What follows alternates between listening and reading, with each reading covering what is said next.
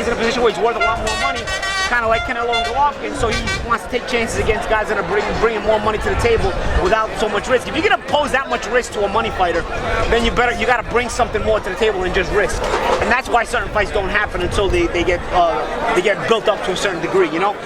And I think Errol with Danny's one of those fights as well. Brooke threw himself in the mix, saying that he will be willing to fight Golovkin. Not too sure if at 160 or 155. Brooke, what do you take to that? Do you think it's probably I think it's a little bit of bluster. I mean, I wouldn't put too much into it, but I do think that Brooke is more adequate to be a junior middleweight than Khan. I think Brooke is a naturally bigger guy. I think Brooke is probably on the verge of having to move up anyway. The way he looks to me, he looks to barely make that weight. Can you break Porter, Thurman, and two? Do you think the judges protect Canelo in Vegas? Judges tend to protect guys that just bring business to the table in Vegas, you know, and that's just anywhere in general. As far as Porter and Thurman, it's a tough fight to call.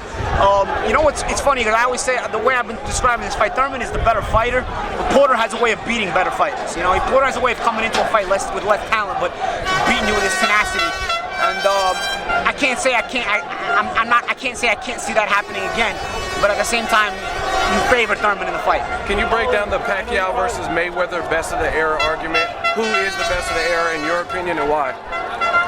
I mean, I'm not going to get into it because it's going to take about 10 minutes, so I'll just put it like this. I'll give it to you the easy way. He beat him head to head. He beat him when it wasn't close.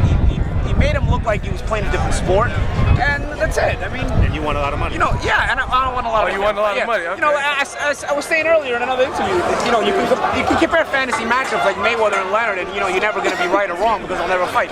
You can compare Mayweather and Pacquiao. They actually fought, guys. I mean, I don't understand how this is even still an argument. It wasn't close. It wasn't competitive. It wasn't even a good fight. It was. I don't even know if it was even a fight. The fuck? What do you think about all the flack that you got for picking Mayweather for all those years? You said Mayweather would defeat Pacquiao, and you basically laid out the blueprint on what would happen. I mean, are you used to it? People get mad, you know. Like people.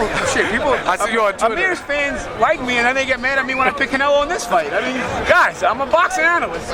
Doesn't mean I dislike one of the guys just because I don't pick for him. You know what I'm saying? But I don't know, Manny, I do dislike. Probably between you and Mexico. You do? Why do you dislike him? Why do you dislike him? Yeah, I think he cheated. He was fucking.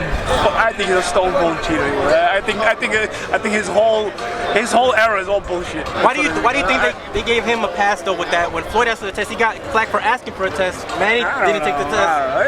I don't know. You know what I mean? It's like I think that unfortunately, I think there's a lot more cheaters in this era than we're starting to realize. And I'm starting to like